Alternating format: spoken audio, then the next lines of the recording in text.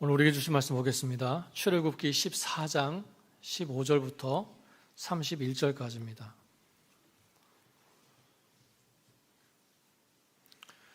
출애굽기 14장 15절부터 31절 말씀입니다.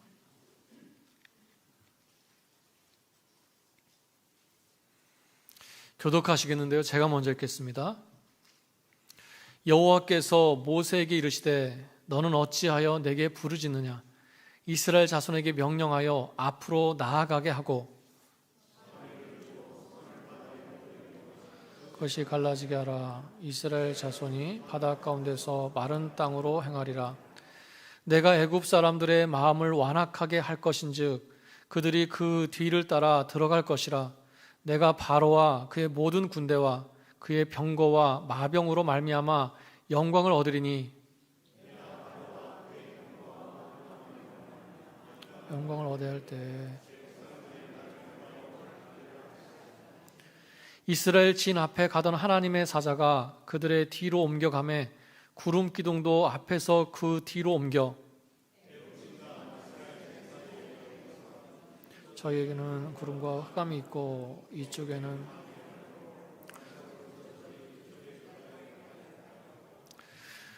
모세가 바다 위로 손을 내밀매 여호와께서 큰 동풍이 밤새도록 바닷물을 물러가게 하시니 물이 갈라져 바다가 마른 땅이 된지라.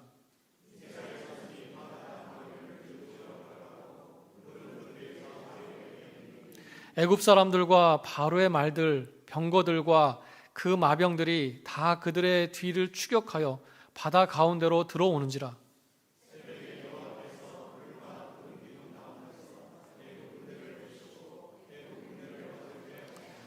그들의 병거 바퀴를 벗겨서 달리기가 어렵게 하시니 애굽 사람들이 이르되 이스라엘 앞에서 우리가 도망하자. 여호와가 그들을 위하여 싸워 애굽 사람들을 치는도다.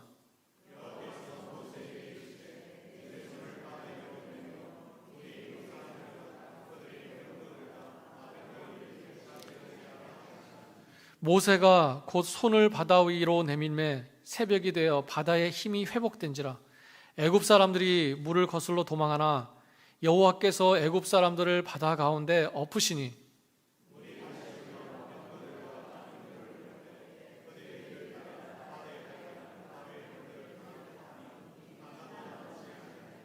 그러나 이스라엘 자손은 바다 가운데를 육지로 행하였고 물이 좌우의 벽이 되었더라.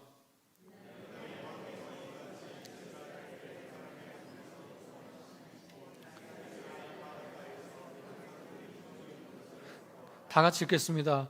이스라엘이 여호와께서 애굽 사람들에게 행하신 그 큰 능력을 보았으므로 백성이 여호와를 경외하며 여호와와 그의 종 모세를 믿었더라. 아멘. 아멘. 막다른 골목에 들어선 이스라엘 백성을 바로의 군대가 무섭게 쫓아와서 그들 가까이에 이르렀을 때 백성들은 두려워하면서 모세를 막 원망했습니다. 그 원망은 결국 하나님에 대한 원망이었고 불신앙의 모습이었습니다. 그런 백성들을 향해서 모세는 두려워하지 말고 가만히 서서 하나님께서 오늘날 너희에게 행하시는 구원을 봐라, 이런 말씀을 전합니다. 앞으로 나가서 싸울 준비를 해라, 이런 말씀을 먼저 하시지 않았다는 거예요. 가만히 있으라는 거예요. 가만히 있어라. 그래서 정말 말씀대로 아무것도 하지 않고 가만히 있을 때 그때 하나님의 말씀이 임합니다. 뭐라고 하십니까? 앞으로 나가라는 거예요. 앞으로 나가라. 자, 그런데 그렇게 그들이 앞으로 나가야 될 거기에 뭐가 있습니까? 홍해가 있어요. 이럴 때 참 당황스러운 겁니다. 가만히 있으라고 해서 가만히 있었어요. 앞으로 나가라고 해서 앞으로 나갔습니다. 순종했어요. 그런데 그 앞에 턱하니 바다가 놓여져 있는 겁니다. 이럴 때 우리가 또 한 번 흔들리게 되는 거예요. 도저히 어떻게 가라고 하시는 건지 이해할 수가 없습니다. 나는 애초에 그걸 길이라고 생각하지도 않았어요. 그건 방법이 아니라고 이미 내 마음에 먹었습니다. 불가능한 일이라고 생각했어요. 그런데 그 길로 가라고 하시는 거예요. 여러분, 이럴 때 우리가 다시 한번 기도하게 되는 겁니다. 하나님, 제가 들은 게 맞습니까? 이게 하나님의 뜻 맞습니까? 제가 생각한 것을 하나님의 뜻이라고 착각하는 건 아닙니까? 우리가 이런 기도를 하면서 고민하게 되는 거예요. 여러분, 그러나 이해할 수 없지만, 불가능해 보이지만 그래도 말씀대로 순종하면서 나가는 것이 믿음인 줄로 믿습니다. 눈앞에 가로막고 있는 그 바다를 보는 게 아니에요. 그 문제에 집중하는 게 아닙니다. 하나님께서 명령하신 말씀에 집중하는 거예요. 그게 바로 믿음이라는 겁니다. 여러분, 보이지 않지만 말씀을 의지해서 내 한 발을 떼어내서 앞으로 걸어가는 것, 여러분, 그게 믿음인 줄로 믿습니다. 예전에 있었던 일인데요. 한 성도님이 비즈니스에 와서 예배 드려 주십사 이런 말씀을 하셔서 예배 드리러 이제 갔습니다. 일하시지 않는 때를 택해서 그 예배 드리러 갔어요. 그때 나눴던 말씀이 하나님의 음성을 듣고 사모함을 주시는 대로 결단하고 순종하십시오, 이런 말씀이었어요. 그렇게 말씀을 전하고 아주 뜨겁게 기도하고 돌아왔습니다. 근데 그 다음 주에 그 집사님이 다시 찾아오셨어요. 저를 찾아오셔서 하시는 말씀이, 목사님, 제가 비즈니스를 접기로 결정했습니다, 이러시는 거예요. 아니, 집사님, 어떻게 그런 결정을 하셨습니까? 그때 지난주에 예배 드릴 때는 그런 말씀이 없으셨잖아요. 혹시 무슨 일이 있으셨습니까? 그렇게 질문했을 때 이 집사님이 그러시는 거예요. 목사님, 사실 저 아내가 이 비즈니스에 대해서 오랫동안 고민하고 있었습니다. 그런데 그래서 목사님을 모시고 예배를 드렸던 건데요. 그날 목사님께서 주신 그 말씀을 듣고 감동이 있어서 결단했습니다. 너무나 감사합니다. 이렇게 너무 천진하게 말씀하시는데 그 말씀을 듣고 제가 좀 당황했어요. 비즈니스를 정리할까 말까 그런 의도를 가지고 계셨다면, 그걸 알았다면 사모함을 주신 대로 결단하고 절대 뒤돌아보지 마세요, 이렇게 강하게 말씀을 전하지 않았을 거예요. 좀 조심스럽게 전했을 겁니다. 그리고 그런 얘기를 했겠죠. 집사님, 오래 기도하시고 오래 생각하시고 신중하게 결정하셔야 됩니다, 이런 말씀을 드렸을 거예요. 그날따라 막 은혜가 넘쳐가지고요, 아주 강하게 전했거든요. 그러니까 아무 대책 없이 하루아침에 접었다는 말씀을 듣고, 집사님 말씀대로 순종하셨군요, 정말 잘하셨습니다, 참 대단한 믿음입니다, 이 얘기가 안 나오는 거예요. 그게 하나님의 뜻인지 그분의 개인적인 결정인지 확신할 수 없었기 때문이었습니다. 그래서 덜컥 겁이 났어요. 이분의 가정이 그 결정 때문에 더 힘들어지면 어떻게 하나, 혹시나 잘못 판단한 거면 어떻게 하나. 그래서 제가 그때 그날부터 이 마음의 부담감 때문에 간절히 기도하기 시작했습니다. 그러니까 목사에게 부담 줘서 기도시키는 방법도 여러 가지예요. 목사를 당황시키는 믿음이 아닌가, 이런 생각을 합니다. 하나님, 말씀을 주셨으면 책임지셔야죠. 순종했는데 상처받고 어려움 당하면 어떻게 합니까? 하나님의 영광을 가리면 어떻게 하겠습니까? 하나님, 책임져 주세요. 반드시 응답해 주세요. 그런 기도를 간절히 드렸어요. 그런데 감사하게도 하나님께서 그 가정에게 더 좋은 길을 열어주셨습니다. 너무나 감사하게도 정말 그 가정에게 딱 맞는 새일을 주셨어요. 얼마나 다행스러운지 몰라요. 그러니까 그분이 순종이 맞았던 거예요. 인간적인 생각이나 충동적인 생각이 아니었던 겁니다. 성령의 감동이 주신 게 맞았던 거예요. 그리고 제가 알고 전했겠습니까? 기도하면서 하나님께서 주신 그 말씀을 그냥 전했을 뿐이거든요. 그러니까 전하게 하신 것이나 그 주신 말씀에 반응해서 감동하게 하신 것 다 성령께서 하신 겁니다. 여러분, 그렇다고 또 이런 말씀을 듣고 저 접고 왔습니다, 이렇게 오지 마세요. 여러분, 우리가 기억해야 될 것은 뭡니까? 오늘 말씀을 통해서 우리가 기억해야 될 것이 뭐예요? 하나님께서는 홍해를 가르신 다음에 가라, 그러시지 않았다는 거예요. 바다가 갈라지기 전에 앞으로 나가라 이렇게 말씀하셨다는 겁니다. 이 차이는요 굉장히 큰 차이가 있어요.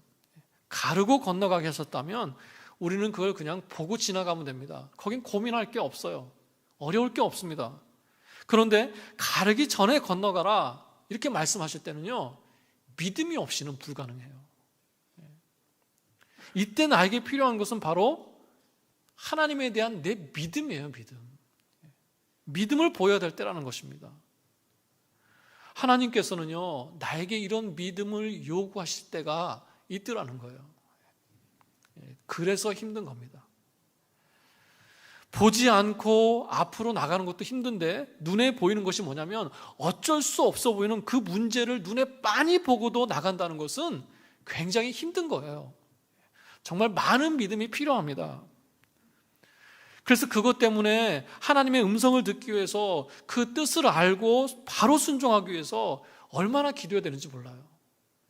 그 기도 가운데 믿음의 결단을 하고 앞으로 나가는 거죠. 여러분 나중에 이스라엘 백성이 가나안 땅에 들어가지 않습니까? 그 가나안 땅에 들어갈 때도요 하나님께서 굳이 요단강을 가르고 건너게 하세요. 거기서도 마찬가지였습니다. 제사장들이 언약궤를 메고 요단강 앞으로 딱 나갔어요. 섰어요. 그런데 요단강은 갈라지지 않습니다. 심지어 순종해서 그 요단강에 첫 발을 딱 내디뎠는데 그런데도 요단강은 갈라지지 않습니다. 언약궤를 맨 그 제사장들이요 발을 그 물에 발이 물에 잠겼을 때 그러니까 뭐 한 걸음이나 두 걸음 앞으로 나갔겠죠. 그때 비로소야 요단강이 갈라졌습니다. 의미하는 바가 분명해요. 믿음으로 결단하고 순종해서 움직였을 때 갈라진 겁니다. 건너기 전에 미리 주시면 얼마나 좋아요. 고민하고 걱정할 필요가 없습니다. 원망하지도 않을 거예요. 그런데 아니라는 겁니다. 먼저 한 발을 떼서 물에 담갔을 때 갈라졌어요. 먼저 나의 믿음을 보기를 원하신다는 거예요. 그 일을 행하시기 전에 나에게 믿음을 먼저 요구하신다는 겁니다. 왜 그렇습니까? 하나님께서는요 늘 내 믿음과 함께 일하기를 원하세요. 여러분 결단하고 순종하고 믿음을 보였을 때 하나님께서는 그것을 통하여 역사하신 줄로 믿습니다. 여러분 그러니까 그 물이 갈라지기 전까지 그 직전까지 그 짧은 시간까지도요 그 속에서는 계속 영적인 싸움이 있는 거예요. 요단강을 앞에 두고 딱 섰을 때 물이 갈라지지 않을 때 어떤 마음이 들겠어요? 이게 왜 안 갈라지지? 잘못 선택한 건가? 뭐가 잘못됐나? 그러면서 내가 한 걸음을 더 갈까? 아니면 여기서 그냥 포기할까? 그 싸움이 그 속에 있는 거죠. 요단강에 들어가서도 마찬가지입니다. 한 발을 내딛었는데 요단강이 안 갈라질 때 어떻게 했어요? 아, 내가 잘못 판단했구나. 내가 실수했구나. 이건 아닌가 보다. 막 그런 마음속에 싸움이 계속되는 거예요. 여러분 그 싸움에서 우리가 이겨야 될 줄로 믿습니다. 결국 요단강은 갈라졌어요. 오늘 말씀에서처럼 홍해는 눈앞에서 갈라졌습니다. 하나님께서는 내 믿음에 대해서 반드시 응답하신 줄로 믿습니다. 우리가 분명한 그 하나님의 말씀에 순종해서 결단해서 나갈 때 내 눈앞에서 홍해가 갈라지는 그런 역사를 보게 될 줄로 믿습니다. 여러분 19절 말씀을 보시면요 이스라엘 진 앞에 가던 하나님의 사자가 이스라엘 뒤쪽으로 가셨다 이런 말씀이 나옵니다. 그리고 구름 기둥도 그 사자를 따라서 뒤로 옮겨졌다는 말씀이 나오고 있어요.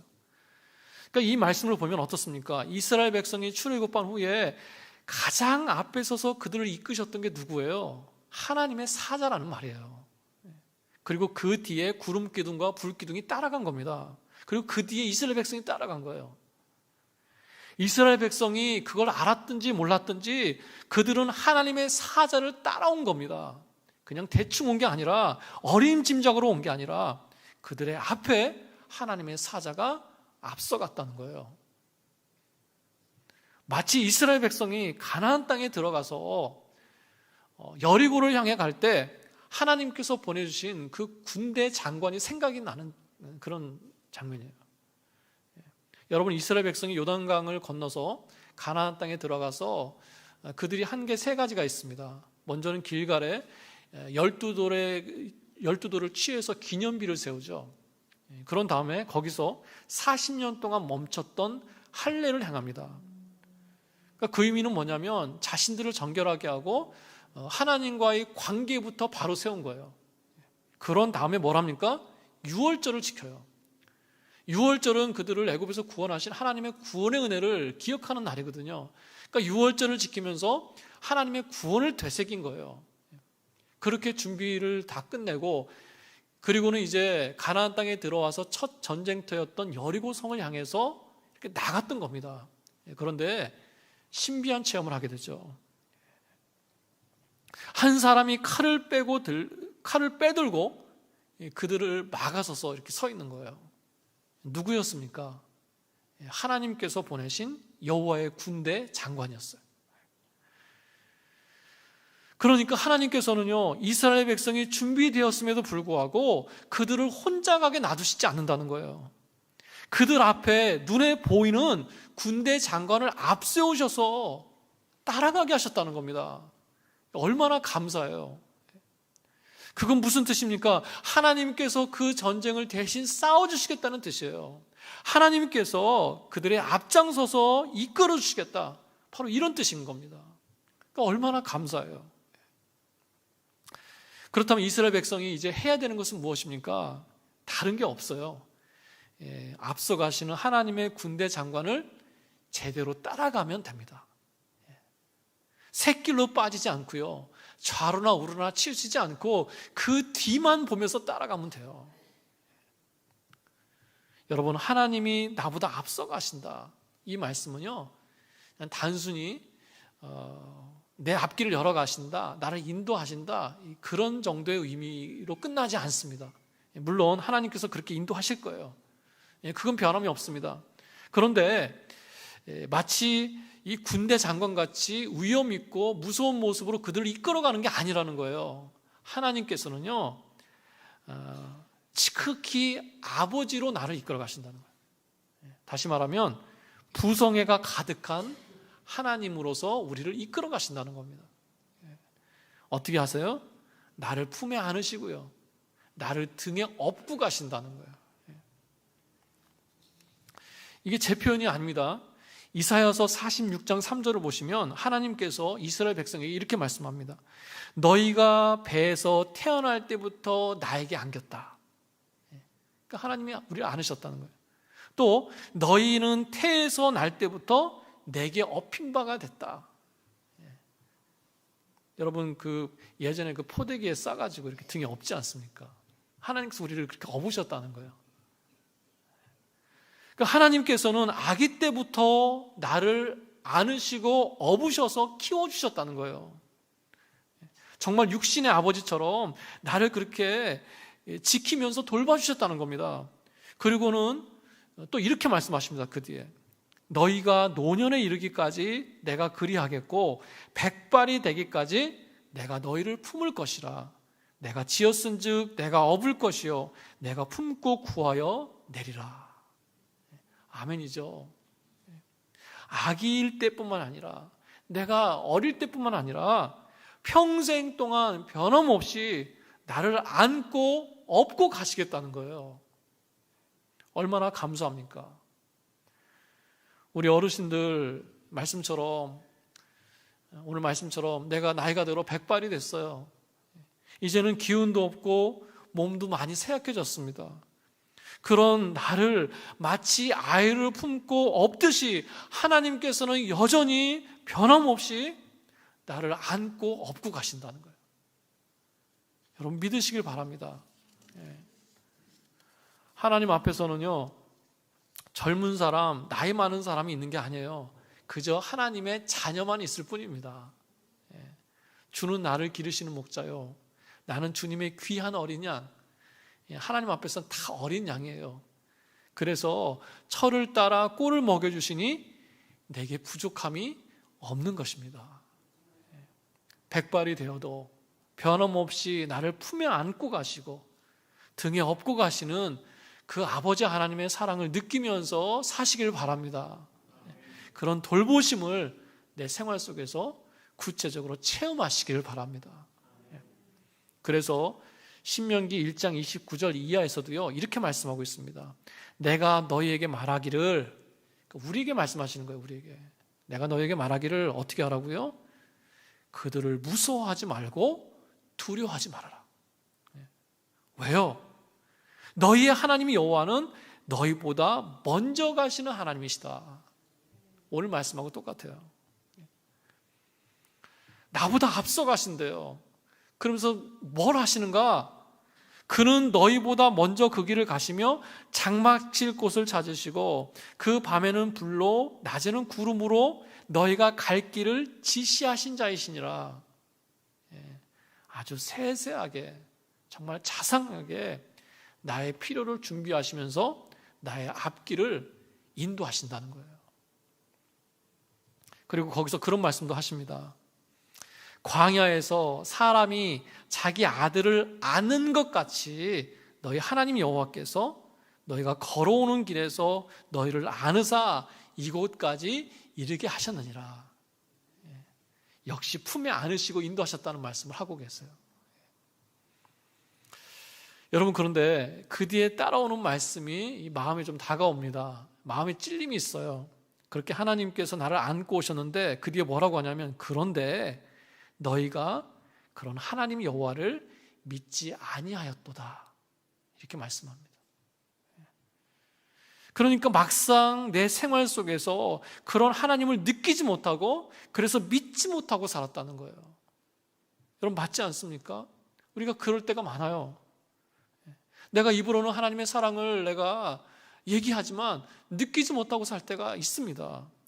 그 실감하지 못하니까 기뻐하면서 감사하면서 살지 못하더라는 거예요. 그래서 거기 보면요, 또다시 한번 강조합니다. 애굽에서 너희를 위하여 너희 목전에서 모든 일을 행하신 것 같이 이제도 너희를 위해서 싸우리라. 너희를 위해서 계속 강조하시면서 변함없이 나를 안고 업고 가시는 하나님, 나를 위해서 대신 싸우시는 하나님을 말씀하고 계십니다. 여러분, 그 변함없으신 아버지 하나님을 믿고 의지하시기 바랍니다. 그 사랑을 체험하면서 살아가시기 바랍니다. 나보다 앞서가시는 하나님, 우리 가정보다 우리 교회보다 앞서가시는 그 하나님을 따라갈 때 막힌 것이 열려지는 그 형통함을 체험하게 될 줄로 믿습니다. 자, 이렇게 앞에 가신다 그럴 때는 형통함과 인도함을 상징하는 거예요. 그런데 오늘 말씀에서 나오는 것처럼 하나님의 사자가 백성의 뒤로 돌아갔어요. 뒤로. 그 뒤로 가신 하나님이 뜻하는 게 뭡니까? 보호하심이에요. 보호하심. 막아주시는 거예요. 하나님의 사자가 왜 뒤쪽으로 갔습니까? 뒤에서 막 공격하고 쫓아오는 바로의 군대를 막으러 가신 거예요. 이스라엘 백성을 보호하기 위해서 가신 겁니다. 여러분, 하나님께서는요, 우리를 앞에 서서 인도하시는 분이지만 동시에 우리 뒤를 막아주시는 분이에요. 우리 인생의 어떤 영적인 공격들을 막아주시는 분이라는 거예요. 20절을 보시면 하나님의 사자가 이 뒤쪽으로 가셔서 또 구름도 그 뒤쪽으로 따라갔습니다. 그래서 어떻게 합니까? 애굽의 진영과 이스라엘 진영 사이를 딱 가로막으시는 거예요. 그래서 어떤 상황이 됐습니까? 그 구름 기둥으로 인해서, 좀 더 정확하게 얘기하면 어둠을 동반한 구름 기둥이에요. 어둠을 동반한 구름 기둥을 통해서 어떻게 됐는가? 애굽의 진영 쪽에서 이스라엘 진영을 딱 보면 캄캄해서 아무것도 안 보이는 거예요. 그 어두움은요, 흑암입니다. 흑암. 우리가 생각하는 그 정도의 어둠이 아니라 아주 캄캄한 거예요.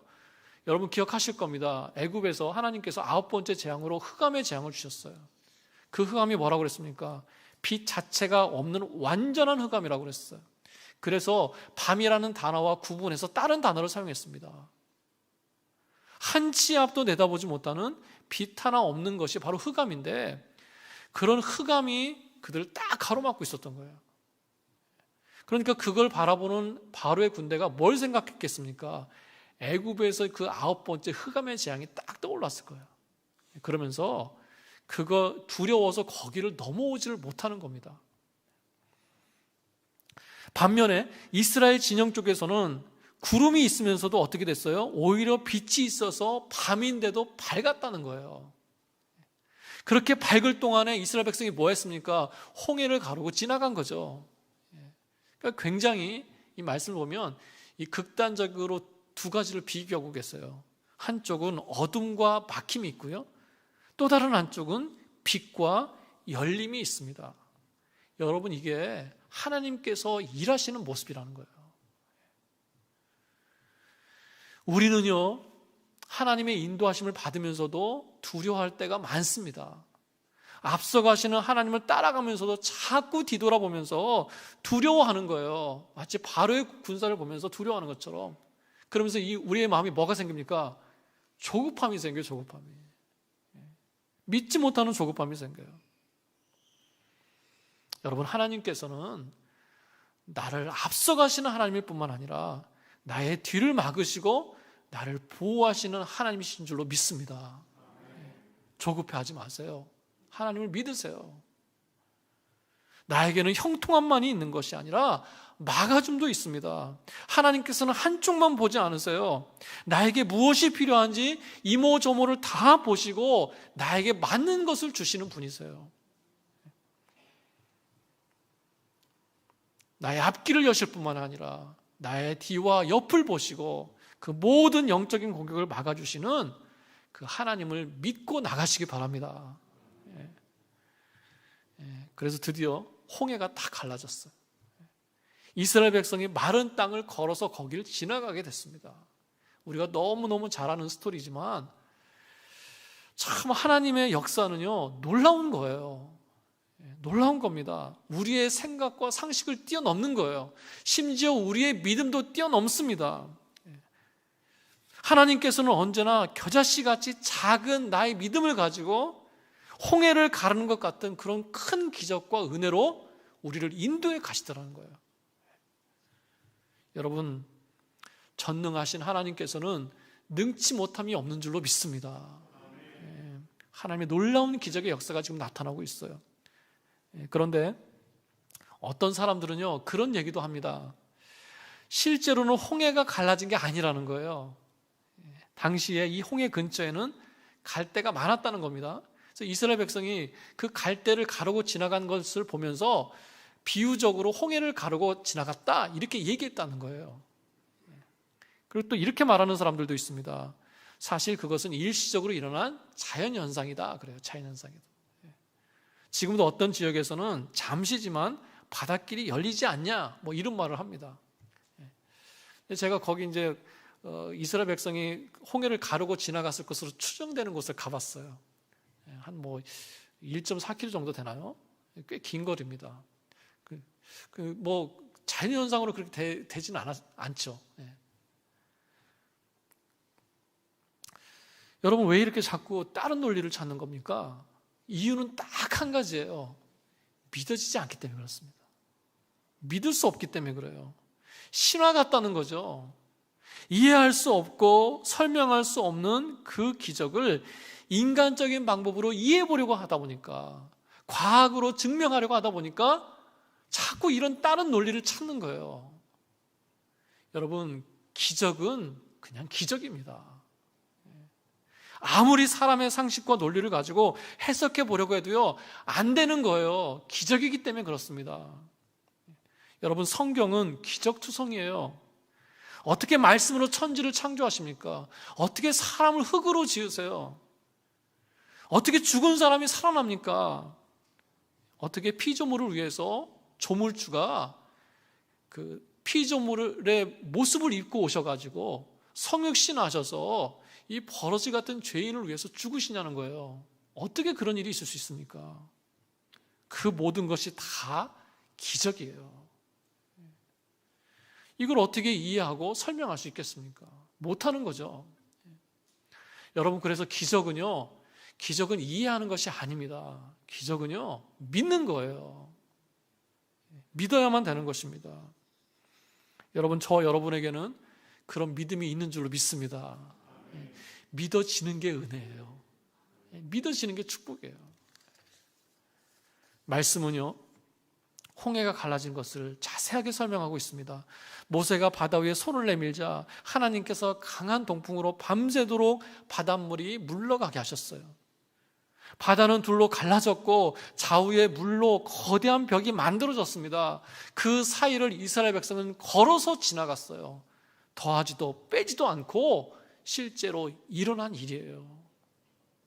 창조주 하나님께서 다시 한번 이스라엘 백성을 구원하고 계십니다. 성경에서는요, 이 바다를 하나님을 대적하는 세력으로 이렇게 세력으로 상징합니다. 그러니까 죽음을 상징하기도 해요. 그래서 홍해가 갈라졌다는 것은 하나님을 대적하는 것들이 갈라졌다, 무너졌다 이런 뜻이에요. 또 홍해가 갈라졌다는 것은요, 죽음이 갈라지고 그 안에 생명의 길이 펼쳐졌다 이런 뜻도 됩니다. 그러니까 실제로 이스라엘 백성에게는 사는 길이 됐죠. 생명의 길이 됐습니다. 그런데 그 똑같은 길이 애굽 사람들에게는 죽음의 길이 됐어요.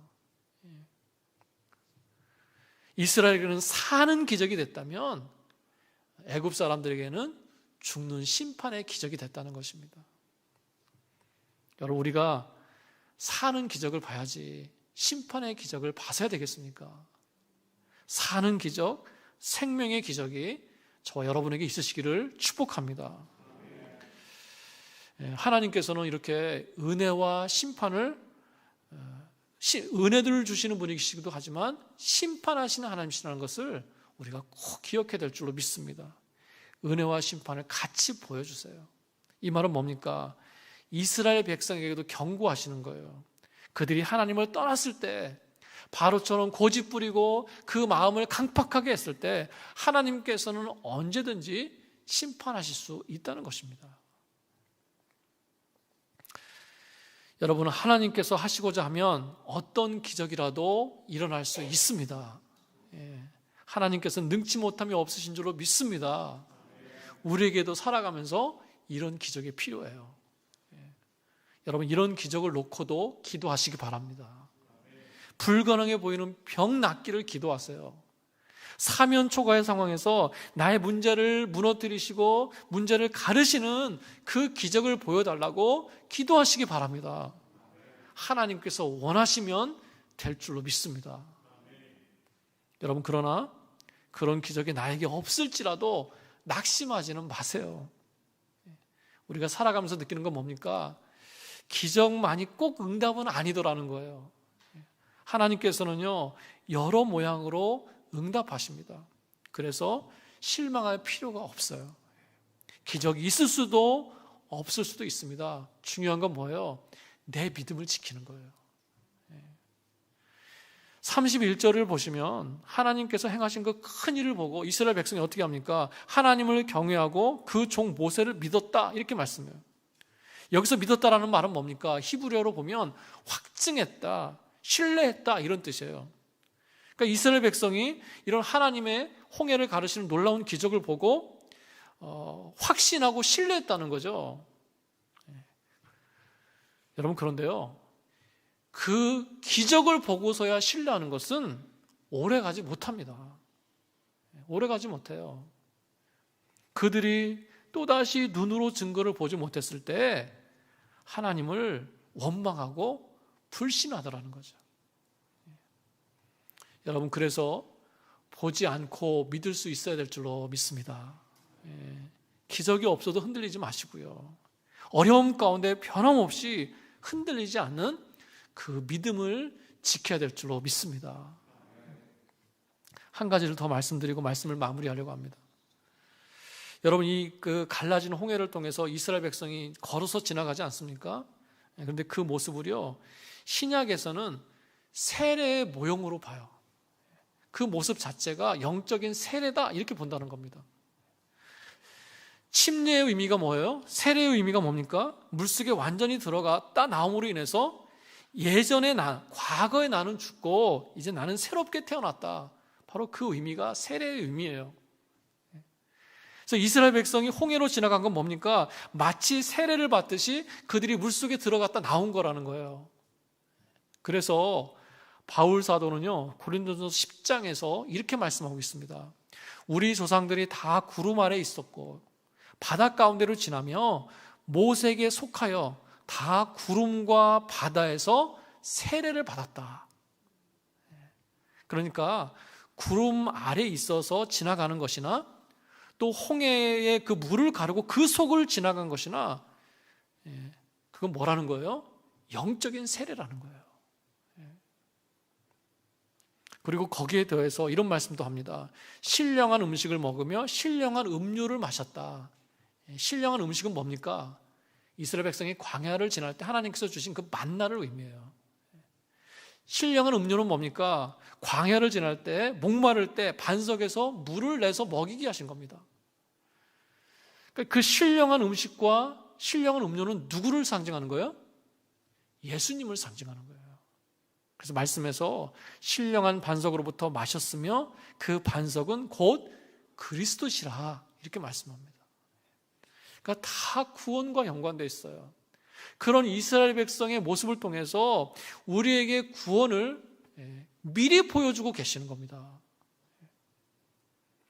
여러분, 그래서 이것이 영적인 세례라고 한다면, 영적인 세례로 볼 때 그 홍해를 이스라엘 백성이 가르고 지났을 때 그 이스라엘 백성은요, 거기서 다 죽은 거예요. 영적으로 죽은 겁니다. 예전에 종의 모습으로 있었던 것, 그 종의 근성, 이게 다 죽어버리고 이제는 뭐로 사는 거예요? 하나님의 백성으로서 살아가는 거예요. 근데 문제는 뭡니까? 그 백성이 하나님 앞에서 완전히 죽지 않았다는 거죠. 그래서 그것 때문에 광야 40년을 지날 수밖에 없었던 것입니다. 여러분, 하나님의 기적을 체험했다면, 하나님의 구원과 심판을 경험했다면, 그래서 살아계신 하나님을 내가 알았다면 변해야 될 줄로 믿습니다. 예수 믿고 구원받았다면 변해야 되는 거예요. 아마도 빨리 변했다면, 빨리 하나님의 백성으로 돌아왔다면 광야 40년은 더 짧아졌을 겁니다. 여러분, 이미 구원받은 우리도 하나님께서 원하시는 거룩한 모습으로 회복하고 변화되기 위해서 더욱더 사모하면서 노력해야 될 줄로 믿습니다. 혹시라도 나에게 어떤 영적인 광야가 있다면 결단하고 순종함으로 그 기간을 빨리 단축하시는 그런 저 여러분 되시기를 축복합니다. 말씀을 정리합니다. 오늘 4가지 말씀드렸어요. 4가지. 하나님께서는 일하시기 전에 또 일하시면서 나에게 먼저 믿음을 요구하십니다. 갈라지기 전에 말씀에 순종하고 결단해서 앞으로 나가시는 그런 믿음이 있으시기를 축복합니다. 하나님께서는 나보다 앞서가시면서 나를 안고 가시고 업고 가시는 아버지가 되십니다. 백발이 되도록 늘 나를 놓지 않으시고요, 변함없이 안고 업고 가시는 그 아버지를 의지하시기 바랍니다. 하나님께서는 앞을 여실 뿐만 아니라 뒤를 막으시는 분입니다. 형통과 보호하심, 이 2가지를 다 사용하셔서 나를 인도하신 줄로 믿습니다. 하나님께서는 능치 못함이 없으십니다. 내 삶 속에 하나님의 기적을 구하고 체험하시기 바랍니다. 그걸 통해서 좀 더 변화되고 성장하는 그런 믿음의 사람 되시기를 축원합니다. 아멘.